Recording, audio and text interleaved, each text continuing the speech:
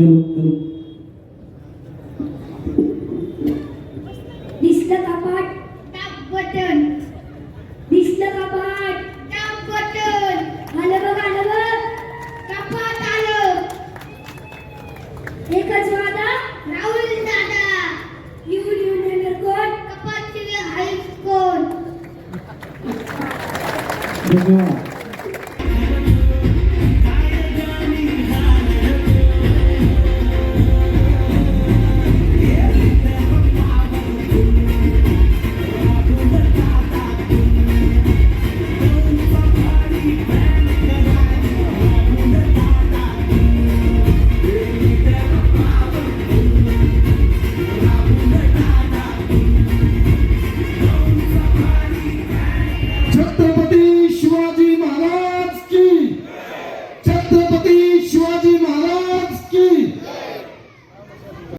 पदाची निवडणूक असेल, नगरसेवक पदाची निवडणूक असेल, या निवडणुकीला सामोरं जात असताना आमच्या स्वप्नांची पूर्तता करण्याची धमक खऱ्या अर्थानं कोणत्या नेतृत्वामध्ये आहे याची जाणीव तुमच्या आमच्या मनामध्ये आहे. आणि म्हणून खऱ्या अर्थानं या सगळ्या उमेदवारांना पाठिंबा देण्यासाठी आपण माणसांना कधीच विसरत नाही. जो आनंदामध्ये साथ देतो आणि जो दुःखात धावून येतो त्या व्यक्तीला आपण कधीच विसरत नाही. तुम्ही जर मला विचारलं की तुमच्या आयुष्यातला सगळ्यात कठीण प्रसंग कोणता होता, तर तुम्हाला प्रामाणिकपणाने सांगेल की कोविडचा काळ ज्यावेळेस आमच्या आयुष्यामध्ये आला त्यावेळेस एका क्षणाला असं वाटायला लागलं की सगळी मानवजात संपून जाते की काय, या ठिकाणी माणूस जगेल की नाही जगणार असा प्रश्न सर्वसामान्यांच्या मनामध्ये उभा होता. लाखो रुपयांचा खर्च एका बाजूला होता, हॉस्पिटलची उपलब्धता होत नव्हती, बेड मिळत नव्हते, रेमडेसिवीर सारखं इंजेक्शन लाख रुपयांच्या किमतीपर्यंत जाऊन पोहोचलं होतं. त्यावेळेस एका देवाच्या रूपानं एक प्रतिनिधी धावून आला आणि त्याचं नाव होतं आमदार राहुल दादा कुल. या माणसाने प्रत्येक माणसाच्या घरापर्यंत पोहोचण्याचं काम केलं, त्याचं सुखदुःख जाणून घेतलं. इतर मंडळी ज्यावेळेस घरात बसली होती त्यावेळेस स्वतःच्या जीवाची पर्वा न करता हा माणूस बाहेर पडला आणि तुमच्या आमच्या दुःखामध्ये धावून आला. म्हणून खऱ्या अर्थानं आमच्या अडचणीत धावून आलेल्या माणसाची आम्हाला जाणीव आहे. म्हणून खऱ्या अर्थानं या ठिकाणी एवढ्या मोठ्या प्रमाणावरती आज गर्दी जमलेली आहे.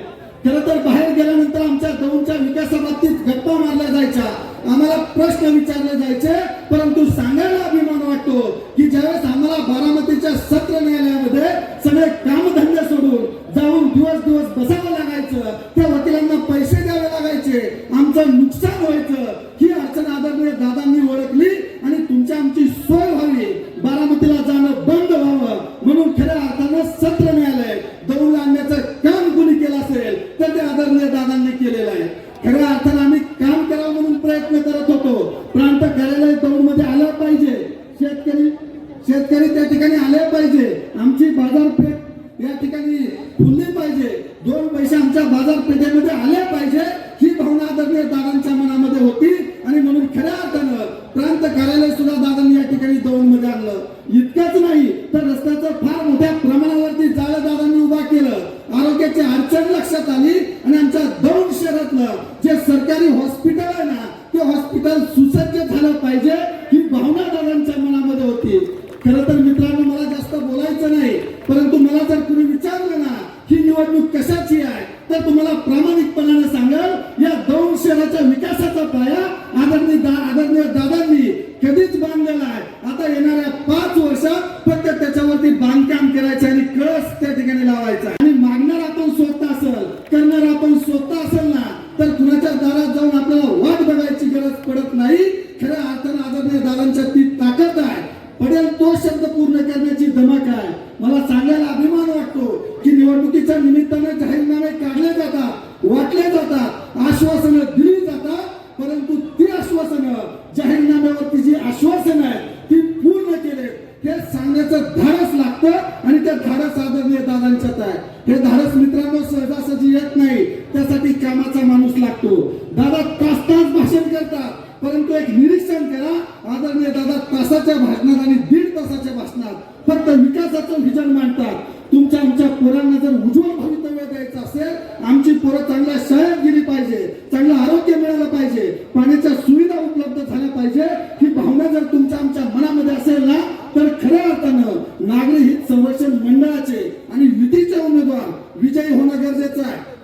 सरकार आहे, राज्यात सरकार आहे, तालुक्यात आपले दादा आहेत आणि खऱ्या अर्थाने ज्यावेळेस शहराच्या चाव्या हातात येणार आहेत ना त्यावेळेस या ठिकाणी विकासाची गंगा प्रत्येकाच्या घरापर्यंत पोहोचल्याशिवाय राहणार नाही हा ठाम विश्वास या ठिकाणी आहे.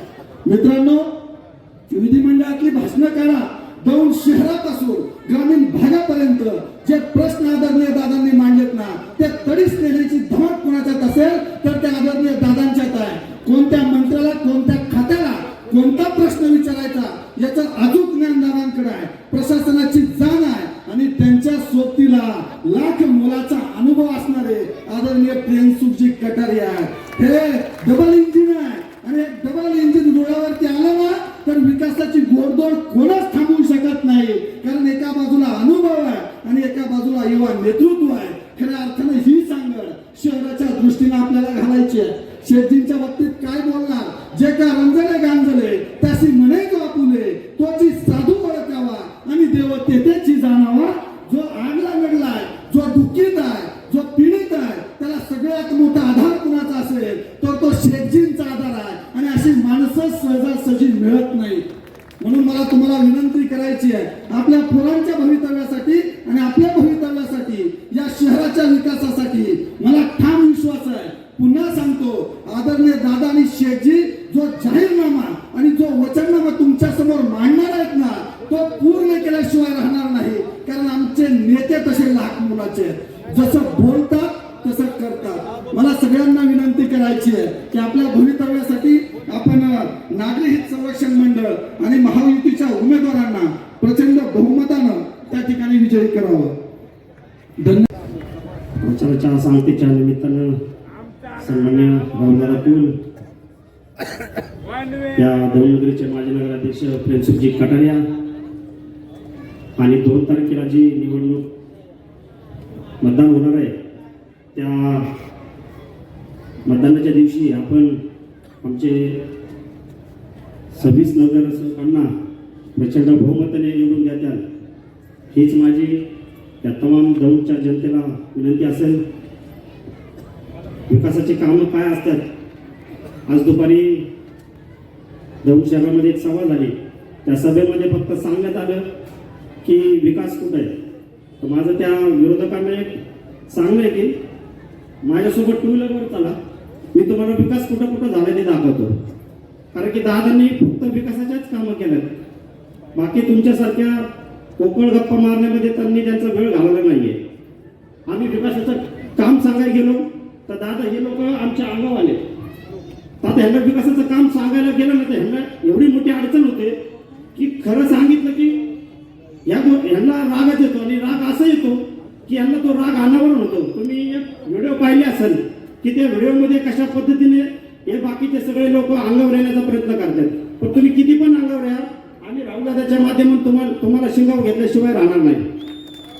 आणि राहुल दादा प्रियंसुखजी कटारिया यांच्या माध्यमातून जी विकासाची गंगा आपल्या दौंड शहरामध्ये आली ती येणाऱ्या 25-30 वर्षापर्यंत थांबणार नाही. तुम्ही कितीही प्रयत्न करा, या गोष्टीला तुम्ही थांबवण्याचा प्रयत्न केला हे थांबणार नाही.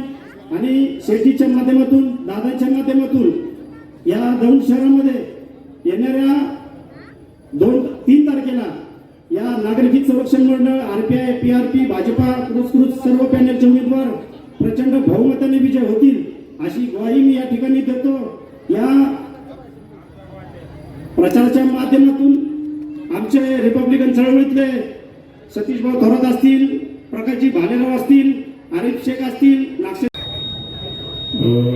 सभी बैठे हुए ये जन समुदाय जो दादा का और प्रियंसुख कटारिया का प्रेमी है, और स्टेज पे बैठी हुई सभी महिलाएं, मेरी माँ बहनें, एक अच्छे काम के लिए आप सभी लोग इकट्ठा हुए हैं. कहना तो बहुत कुछ था, लेकिन थोड़े में ही मैं अपने अल्फाजों को पीछे ले रहा हूँ. असल नगर सेवक ये इस शहर के मर्यादित कामों के लिए तय किया जाता है और हर कोई अपने मर्जी से अपनी अपनी कोशिश करता है, चुन कर आता है. एक नगर सेवक का पद हासिल हो जाता है. नगर सेवक के आगे भी और एक सेवा है, वो इंसानियत की सेवा है। जिस इंसानियत की सेवा के अंदर जिस व्यक्ति ने अपने जीवन के करीब करीब 50 साल लगाए हैं, खर्च किए हैं, लोगों का दुख दर्द, बीमारी, शादियां और भी अन्य काम से जो लोग समाज के सभी लोगों के साथ में कांधे से कांधा लगाकर सेवा करते आए हैं। यही है वो लोग जो कोरोना जैसी बीमारी के अंदर मैं देखता था, सेठ जी जो है रात भर रहती थी कि वो इंजेक्शन किसी सीरियस पेशेंट को देना है तो इंजेक्शन की तलाश में अकेले ही वो इंतजाम कराते थे। तो ये नगर सेवक से आगे की जो सेवा है, ये लोगों ने जो की है, इसका योगदान बहुत।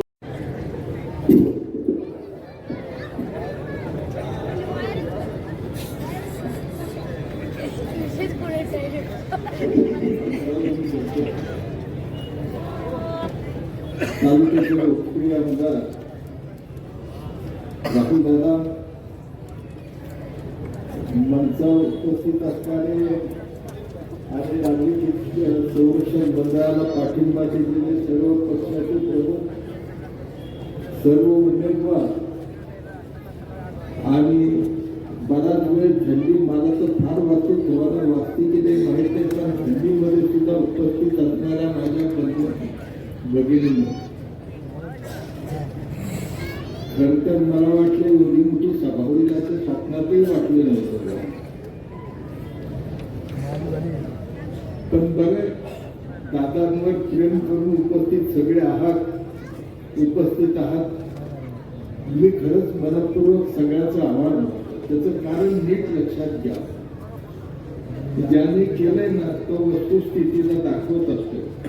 आणि माझ्यापुढे ना हे जो 2 अहवाल पडले, दादांनी सांगितलं त्यांच्या ह्याच्यात, पण मी थोडंसं वेगळ्या भाषेत सांगितलं. 2 अहवाल आहेत, त्याच्यामध्ये एक संकल्प पूर्ण आणि एक प्रगतीचा ध्यास असे 2 अहवाल आहेत. थोडक्यात हा सूर्य आणि हा जयद्रथ जे केलंय ते तुमच्या समोर मांडलंय आणि जे करायचंय ते देखील तुमच्या समोर मांडलंय. मी खरं तर बोलण्यापूर्वी कौतुक करेन आमच्या अध्यक्षपदाच्या उमेदवारांचं, मोरालीचं.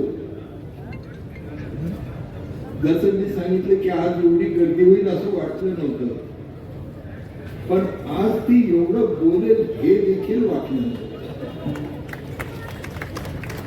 अध्यक्ष पदाचा उमेदवार, मी जे बोलतोय त्या शब्दावर थोडस लक्ष द्या आणि नीट ऐका.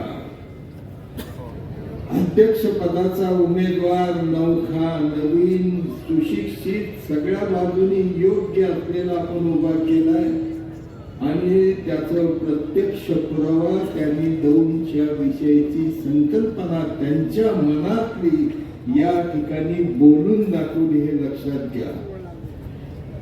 ज्याचं कर्तृत्व असतं त्याने समोर बोलून दाखवणं म्हणजे पुढे काय इतिहास घडणार हा विश्वास तुम्ही आपल्या नागरिक हित संरक्षण मंडळावर टाकायचा आहे. दादांनी संपूर्ण विजन केलेले, मी परवाही सभेमध्ये सांगितलं आम्ही की दौंडचा संपूर्णपणानं कायापालट करायचा आहे आणि त्या कायापालट करण्याची सुरुवात या दोन्ही संकल्प अनेकविध गोष्टी करायच्या. शेवटी सगळं करता येतं, परंतु पैशाचं सोय करता येत नाही. पण दादा एक बाजूने हुशार आहेत. आमच्या तालुक्याला एक नेतृत्व, एक बलाढ्य, प्रचंड, अतिशय कर्तृत्ववान, विद्वान नेतृत्व मिळालं. लोकांना असं वाटायला लागलं कदाचित बाहेर, बरं का, आता माझा स्वार्थही या ठिकाणी सांगेल बघा, मी काय लोकांना कदाचित असं वाटलं असेल प्रेमशक्ती दौंचं नेतृत्व सोडलं आणि राहुल दादांकडे देऊन टाकलं. आणि ते खरंही समजा ना, काय हरकत नाही. दौंचं ते विजन संपूर्ण दौंचा काय पालट केलं तर आपल्याला नेतृत्व नको का? मला आता उठायला पाहताय तुम्ही त्रास होतोय, तरी अजून मीच चालवायचं असं सगळ्यांचं म्हणणं आहे का? पण दुसऱ्या बाजूने माझा स्वार्थ मी त्या ठिकाणी फक्त ठेवला की आजपर्यंत दौंड शहरासाठी 30 वर्षात काय केलं. दुपारच्या सभेमध्ये जे वाक्य वापरलं गेलं ना, त्याचं फक्त उत्तर एवढंच देईन. आणि 30 वर्षात आपलं दादांनी सांगितलं की आवाज त्यांनी त्यांचा दिला नाही, आम्ही तर देखील केलं नाही, पुराव्यानिशी दिलंय काय केलं ते. तरी दादांच्या काळातल्या ह्या वस्तू आल्या सगळ्या, दादांच्या काळात, दादांच्या आधीच्या काळातल्या याच्यामध्ये वस्तू आलेल्या नाही. त्या सगळ्या पाहिलं ना तर 30 वर्षातला दादांच्या काळातला आमच्या काळातला सगळा लेखाजोखा या ठिकाणी मिळेल.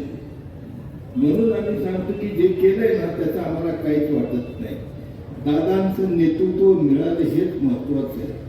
मला एक सांगा, मी दौंडसाठी स्वार्थ साधायला काय हरकत आहे? माझं दौंड मला बदलायचं आणि त्याच्यासाठी दादांकडे नेतृत्व ठेवलंय, त्याचं वाईट वाटायचं काय कारणच नाही. आता दुसरी बाजू सांगतो, आमच्यात पहिली गोष्ट म्हणजे बेबनावच नाही. बाहेर फार याच्याकडे का उमेदवारीमध्ये फार भांडण झालं म्हणून दादांचं आणि माझं. उमेदवार ठरवताना फार भांडण झालं. आता त्या दादांनी एक वेळ सुद्धा मला नकारात्मक दिली नाही. काय सांगायचं आता? दुसरी भांडणं मी बाहेरच्या बाहेर मिटवली, जी दादांना पटत नव्हती ती बाहेरच्या बाहेर मिटवली. पण दादामध्ये आणि माझ्यामध्ये कुठं सुद्धा किंचित तसूवर सुद्धा अशी वैचारिक कुठली वादाची बाजू कुठेही दिसली नाही, हे लक्षात ठेवा. पूर्णपणे विचारांची आपण आपलं पॅनल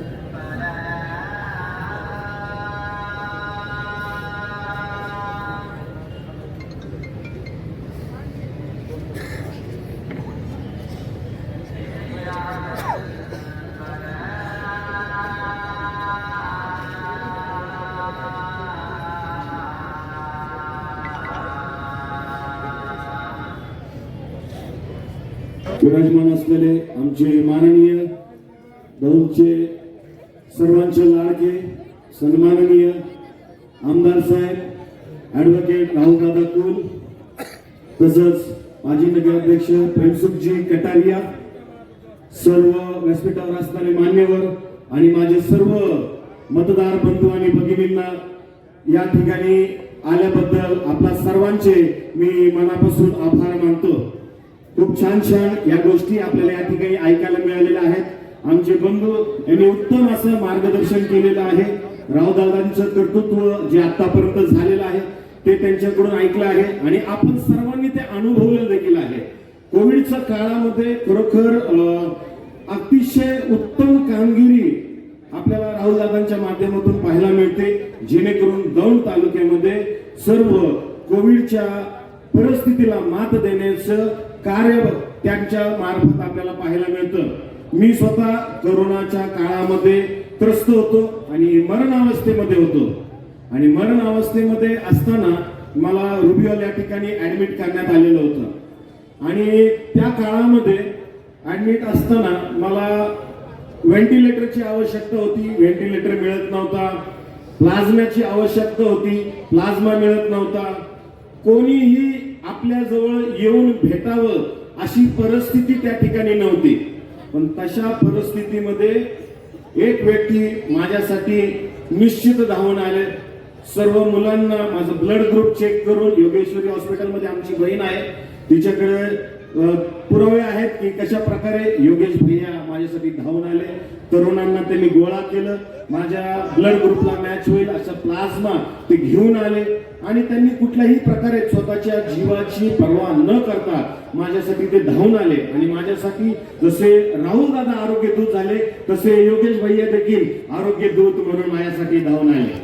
आणि खरोखर मी त्याच वेळेस निश्चय केला होता की जे खरोखर आपल्यासाठी धावत आहे, आपल्यासाठी काम करत आहे, अशांसाठी आपण धावलं पाहिजे.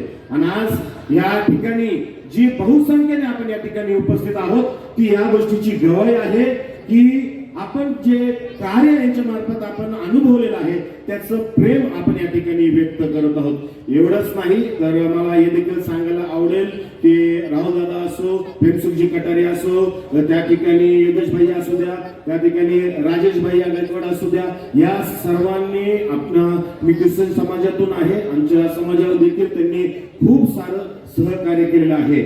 या अगोदर कुठल्याही प्रकारे अल्पसंख्याक निधी आम्हाला मिळालेला नव्हता. पहिल्यांदाच दादांच्या मार्फत